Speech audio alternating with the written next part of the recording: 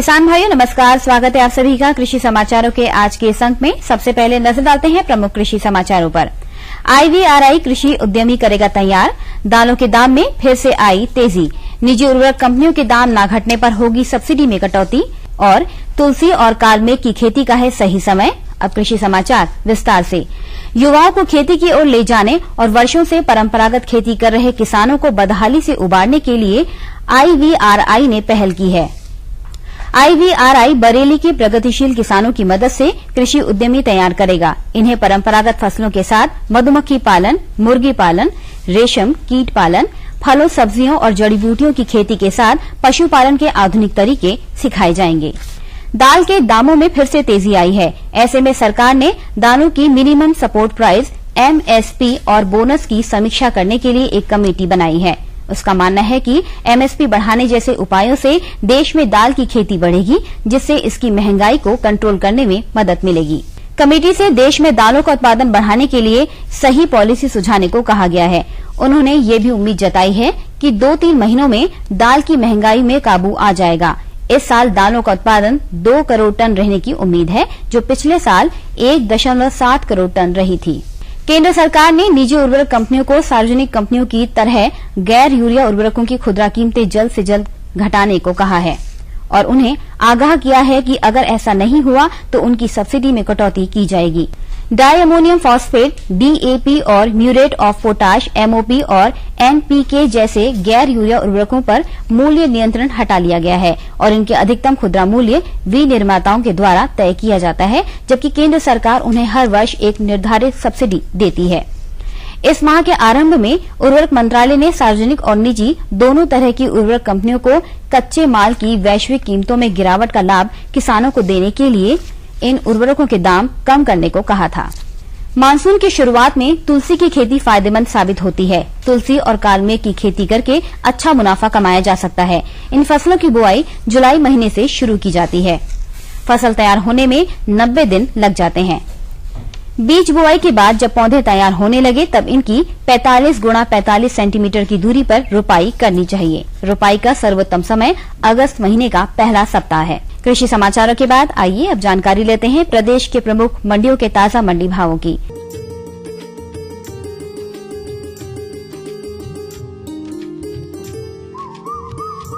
सबसे पहले बात करते हैं गेहूं के औसत भाव की। लखनऊ की मंडी में गेहूं का भाव 1,660 रूपये प्रति क्विंटल, कानपुर की मंडी में 1,640 रूपये, बरेली की मंडी में 1,710 रूपये और वाराणसी की मंडी में गेहूं का औसत भाव 1,670 रूपये प्रति क्विंटल रहा। बात अगर चावल के औसत भाव की करें तो लखनऊ की मंडी में चावल 2,300 रूपये प्रति क्विंटल, कानपुर में 2,400 रूपये, बरेली में 2,340 रूपये और वाराणसी की मंडी में चावल का औसत भाव 2,270 रूपये प्रति क्विंटल रहा।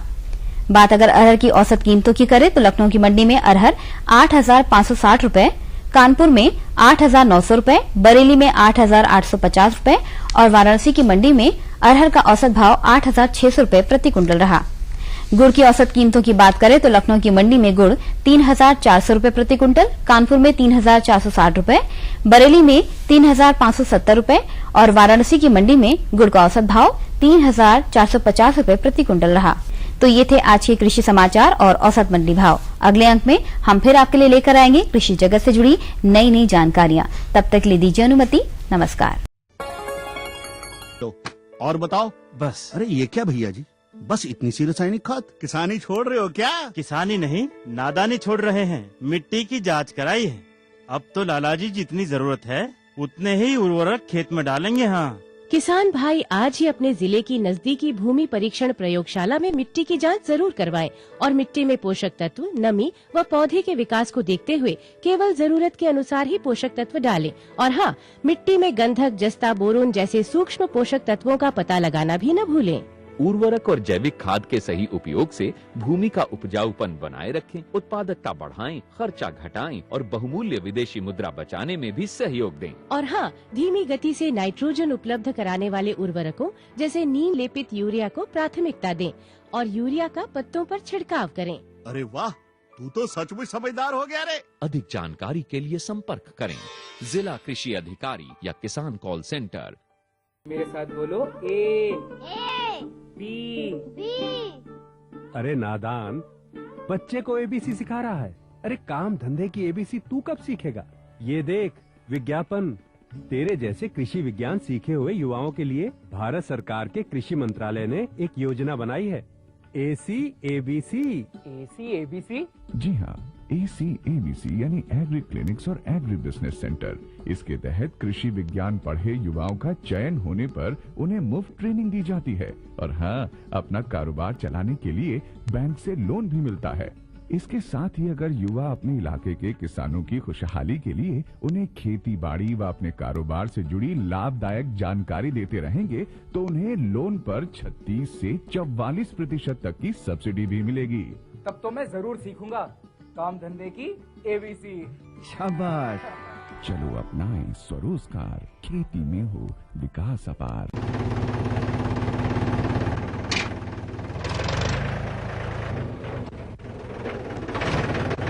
अरे हरकू वाह, बीज, कीटनाशक और आज खाद भी। अरे इतना खर्चा कहाँ से? अरे खर्च की चिंता किसे है, मेरे पास है ये किसान क्रेडिट कार्ड। कार्ड? अरे बैंकों द्वारा जारी इस कार्ड से किसान उसकी सीमा तक की रकम कभी भी बैंक से निकलवा सकता है और खेती बाड़ी की सामग्री कभी भी खरीद सकता है। तो हरकू भैया एक कार्ड मेरे लिए भी। किसान क्रेडिट कार्ड के लिए नजदीकी बैंक से संपर्क करें और पाएं ढेर सारे लाभ।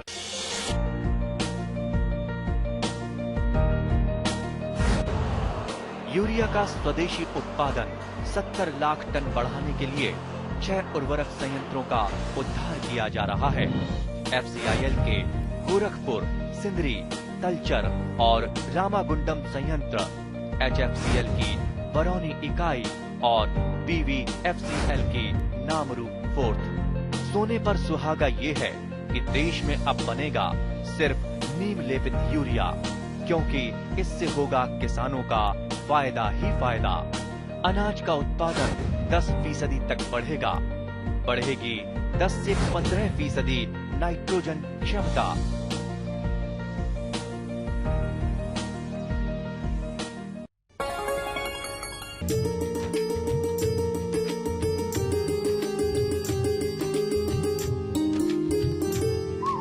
किसान भाइयों नमस्कार। कृषि समाचारों के बाद आपका स्वागत है आपके अपने कार्यक्रम कृषि दर्शन में।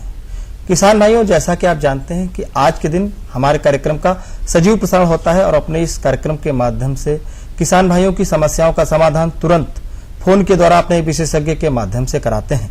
अब आप सोच रहे होंगे कि आज हम किस विषय पर चर्चा करने जा रहे हैं। किसान भाइयों, आज का हमारा विषय पशुओं से संबंधित है। भारत सरकार के पशुपालन विभाग द्वारा एक बहुत ही महत्वाकांक्षी योजना चलाई जा रही है, राष्ट्रीय गोकुल मिशन। तो आज हम बात करेंगे राष्ट्रीय गोकुल मिशन पे। इस विषय पे कोई जानकारी लेना चाहते हैं या कोई समस्या है तो आप हमें बात कर सकते हैं। उठाइए कागज और कलम, लिखिए हमारा फोन नंबर। हमारा फोन नंबर है 0522 2205756।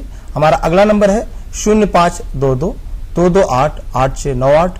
हमें आप निःशुल्क भी फोन कर सकते हैं। जो हमारा टोल फ्री नंबर है उसका नंबर है वह 1800-180-5233। तो किसान भाइयों, इस महत्वपूर्ण विषय पर जानकारी देने के लिए आज हमारे साथ हैं डॉक्टर SN लाल जी। आप हैं कृषि विज्ञान केंद्र बस्ती से वरिष्ठ वैज्ञानिक पशुपालन। तो आइए उनसे बात करते हैं। डॉक्टर साहब, आपका स्वागत है हमारे कार्यक्रम में। हम बात करने जा रहे हैं राष्ट्रीय गोकुल मिशन के बारे में, जो कि अभी बहुत जल्द में ये योजना बताई जा रही है, लॉन्च हुई है भारत सरकार द्वारा। तो हम इस मिशन में आगे बात करें इससे पहले थोड़ा संक्षेप में जानेंगे कि ये मिशन है क्या, राष्ट्रीय गोकुल मिशन क्या है? ये राष्ट्रीय गोकुल मिशन भारत सरकार की एक योजना है जो 28 जुलाई 2014 से क्रियान्वित हुई, लागू हुई है। इसमें जो हमारी देसी गायें हैं उनको मूल रूप से उनके संरक्षण के बारे में और उनके नस्लों के विकास को वैज्ञानिक रूप से प्रोत्साहित करने के लिए किसान भाइयों के लिए एक योजना है।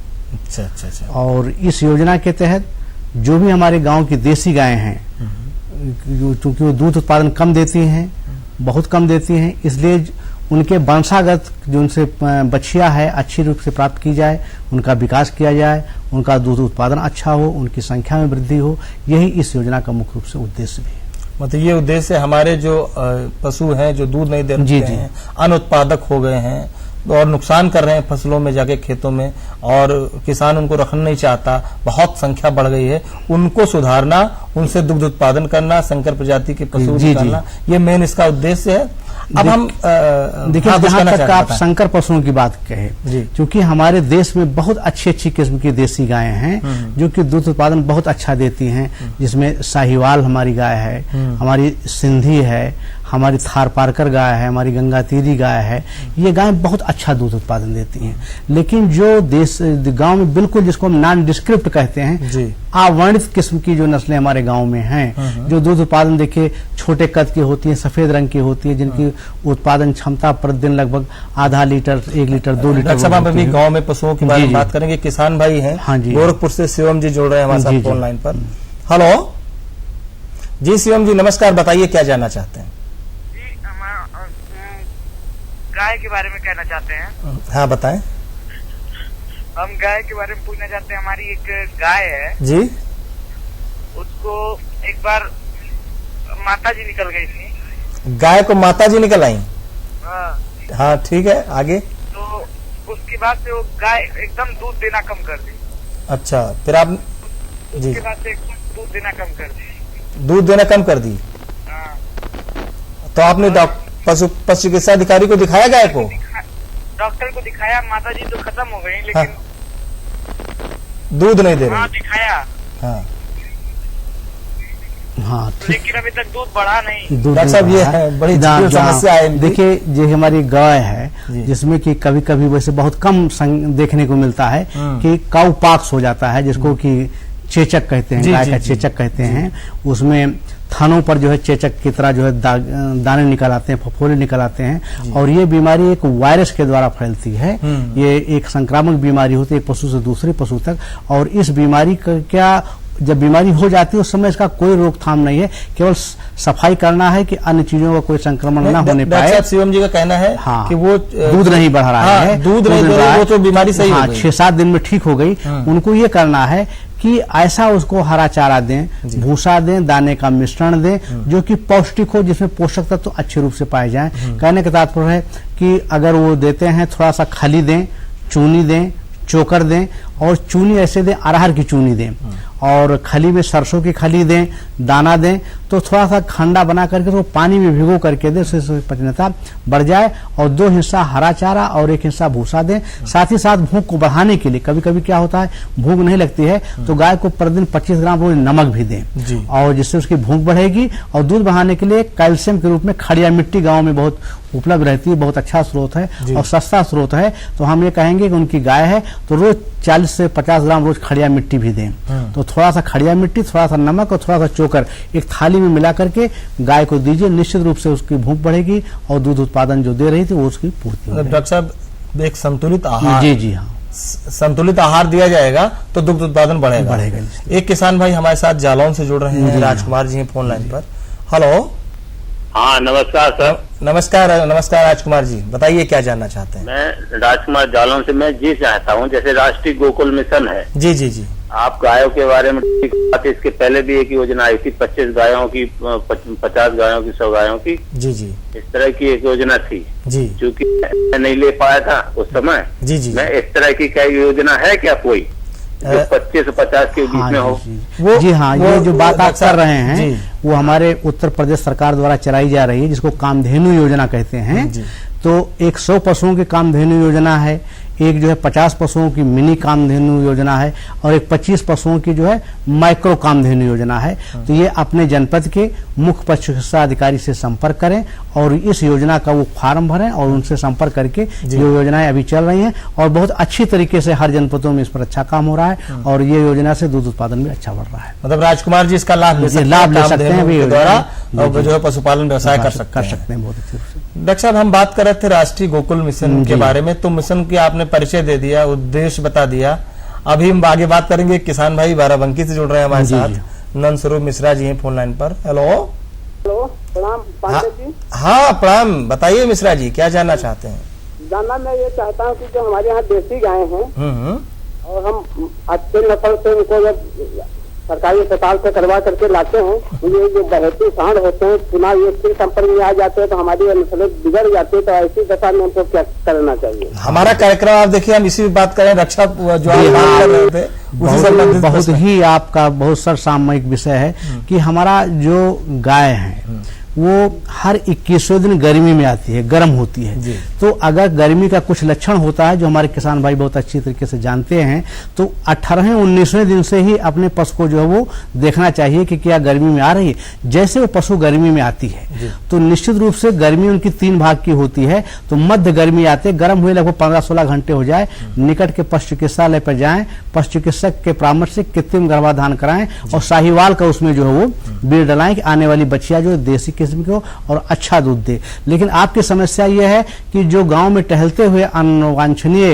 हमारे सांड हैं उनसे वो गाय गर्भित हो जाती है। तो थोड़ा सा जब भी पशु आपका गर्म हो थोड़ा सा आपको सचेत रहना पड़ेगा, ध्यान देना पड़ेगा। और ये गर्मी कुल मिलाकर के 24 घंटे तक रहती है। तो थोड़ा सा आप ध्यान दे देंगे तो जो देसी किस्म के सांड इधर उधर टहल रहे हैं जिनकी उत्पादकता कम है उनसे अपनी गाय को आप बचा सकते हैं और कृत्रिम गर्भाधान डॉक्टर साहब नमस्वरूप की तरफ से मैं एक प्रश्न पूछना चाहता हूं। बिल्कुल पूछिए। जो अवांछित जो सांड हैं जिनकी वजह से प्रॉब्लम या समस्या आ रही है उनको इस मिशन में लिया गया कि नहीं लिया गया? देखिए, जो अवांछनीय पशु हैं या जिनकी उत्पादकता कम है उनको बधियाकरण के लिए जो है वो है योजना है कि उनको बिल्कुल बधियाकरण कर दिया जाए और अच्छे क्षेत्र में अच्छे किस्म के साहिवाल के सांड प्राकृतिक रूप से दिए जाए जो कि बिल्कुल रोग मुक्त हों। ऐसे सांड जिनकी दूध उत्पादन क्षमता बहुत अच्छी हो और वो बहुत अच्छी वो रोग से मुक्त रहेंगे तो उससे जो बच्चियां प्राप्त होगी अच्छी होगी और दूध उत्पादन अच्छा होगा। और देसी गाय के जो आप बता रहे हैं कि जो वैसे सांड टहलते रहते हैं उनको शुरू से ही आप बधियाकरण की योजना है। आप निकट के पशु चिकित्सक से भी संपर्क करें तो भी उनका बधियाकरण हो जाएगा और उससे नस्ल में सुधार अच्छा आएगा। डॉक्टर साहब, हम बात कर रहे थे राष्ट्रीय गोकुल मिशन के बारे में। उद्देश्य आपने बताया, ये मिशन क्या है ये आपने बताया। अब ये मिशन काम कैसे करता है, किसान इससे लाभान्वित कैसे होता है? देखिए, इसका जो क्रियान्वयन होना है वो पशुधन विकास बोर्ड होता है जिसको LDB बोलते हैं। उनसे आप संपर्क कर सकते हैं, उनके माध्यम से होना है। आप अपने जिले की जनपद के मुख्य पशु चिकित्सा अधिकारी से संपर्क कर सकते हैं। इसमें मुख्य कार्य योजना इस तरीके से है कि 1000 गायों का जो है काउ विलेज गाय का ग्राम योजना कही जाती है वो होगी इस गांव में, जिसमें कि 600 पशु जो है उत्पादक होंगे और 400 पशु अन उत्पादक होंगे। तो वो पशुओं के नस्ल सुधार पर मुख्य रूप से काम करेगा और बछिया उत्पादन पर भी काम करेगा, अच्छी किस्म के सांडों के उत्पादन पर भी काम करेगा। और इस योजना में एक चीज और है कि अगर हम अच्छा काम करते हैं, अच्छी प्रकार से हमारी बछिया है या दूध उत्पादन अच्छा होता है तो हमारे समय समय पर इसमें किसान भाइयों को पुरस्कार देने की भी योजना होती है जो कि गोपाल रत्न के नाम से जानी जाती है और उसमें वो योजना से लाभ कमा सकते हैं। और ये योजना इतनी बढ़िया है, इतनी अच्छी है कि दूध उत्पादन तो अच्छा से अच्छा होगा ही, पशुओं की संख्या अच्छी से अच्छी बढ़ेगी ही और गांव में ही उनके गांव में ही कृत्रिम गर्भाधान केंद्र भी होगा जो हम प्राकृतिक रूप से गर्भाधान नहीं कर सकते। पशु गर्म हुआ तो उससे अच्छी बच्चियां प्राप्त कर सकते हैं और पशुओं की क्लिनिक भी होगी जिससे कि समय समय से सारे के सारे पशु रोगों से मुक्त हो सकें। जब हमारे पशु अच्छे होंगे, पशुधन अच्छा होगा तो उससे हमको गौमूत्र भी मिलेगा, गोबर भी मिलेगा जो कि हमारे जैविक रूप से कीटनाशक के रूप में प्रयोग कर सकते हैं। उनके गोबर से हम खेतों में डाल सकते हैं, जैविक खाद तैयार कर सकते हैं, वर्मी कंपोस्ट तैयार कर सकते हैं और हमारी खेती का भी उत्पादन पशुधन के साथ ही साथ होता रहेगा। तो डॉक्टर साहब, पशुधन विकास बोर्ड जो है हमारे गांव का जो चयन करता है, गोकुल ग्राम जो आपने जी गोकुल ग्राम का जो चयन करता है उसमें 1000 पशु रखे जाते हैं, 600 ऐसे जो दूध देते हैं, 400 ऐसे पौधे जो पशु जो अनुत्पादक हैं। जी हाँ। तो इनका चयन कैसे होता है गाँव का? गोकुल ग्राम जो बताया आपने, ये गोकुल ग्राम का चयन जो होता है वो किसानों के उत्साह के ऊपर है।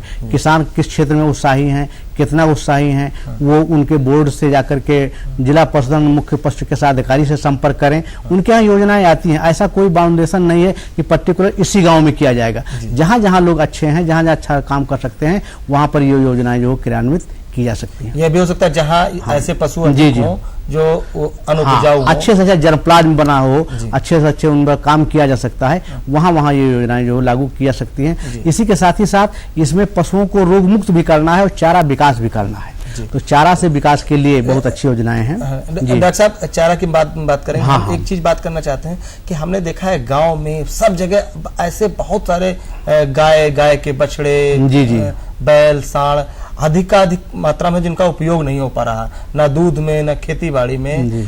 तो अब जरूरत है कि हमें नस्ल भी सुधार करनी चाहिए कि हमें अच्छे किस्म के जानवर मिले जिससे उत्पादन बढ़े। तो क्या जो गोकुल ग्राम होगा उसमें नस्ल सुधार का कार्यक्रम होगा, आनुवंशिक रूप से विकसित किए जाए अच्छे नस्ल के पशु? देखिए, उसका मुख्य उद्देश्य ही हमने बताया कि देसी गायों का संरक्षण व नस्लों का विकास है। यदि हमारे पास अच्छी किस्म की गाय होती है, अगर मादा है तो अच्छी किस्म की हमारी गाय बनेगी, अगर वो नर हो गया तो अच्छी किस्म का सांड बनेगा। लेकिन इतनी ज्यादा संख्या में मान लिए नर हो जाते हैं तो उनको हम खेती के कामों में भी प्रयोग कर सकते हैं। बहुत अच्छे रूप से हमारे भारवाहक पशु के रूप में काम कर सकते हैं, खेतों में भी काम कर सकते हैं और उनसे हमारा पशुधन भी बचेगा। खेती में जो हम कृषि यंत्रों का ज्यादा से ज्यादा प्रयोग कर रहे हैं, क्योंकि हमारे किसान भाइयों की जो छोटी से छोटी होती जा रही है, तो हम इनसे जुताई का भी काम कर सकते हैं, भारवाहक का भी काम कर सकते हैं और गांव में अन्य काम भी इनसे हम ले सकते हैं। चारा विकास के अंतर्गत है कि नस्लों के सुधार के साथ ही साथ दूध का उत्पादन भी अच्छा हो। डॉक्टर साहब, हम चारा पे बात करते हैं लेकिन हमारी घड़ी की सुई इशारा कर रही है कि कार्यक्रम को समाप्त किया जाए और आप हमारे कार्यक्रम में और किसान भाइयों को राष्ट्रीय गोकुल मिशन के बारे में जानकारी दी, इसके लिए आपका बहुत बहुत धन्यवाद। किसान भाइयों, ये भारत सरकार के पशुपालन विभाग द्वारा राष्ट्रीय गोकुल मिशन योजना चलाई जा रही है। इसमें सबसे बड़ी बात यह है कि आपके पास ऐसे पशु जो उपजाऊ नहीं, जो दूध नहीं देते, जिनसे काम नहीं ले पाने, जिससे नुकसान हो रहा है, उसमें आप गोकुल ग्राम जो हैं उनसे आप जुड़िए और अपने पशुओं को वहां पर डालिए, जिससे अच्छी नस्ल के पशु बन सकें और उनको जो है दुग्ध उत्पादक रूप में बनाया जा सके, उनसे काम लिया जा सके। धीरे धीरे आपकी संख्या बढ़ेगी और आपका विकास होगा, देश का विकास होगा और लोगों में खुशहाली आएगी। तो अब हमारे कार्यक्रम का समय समाप्त होता है, हमें दीजिए अनुमति। नमस्कार।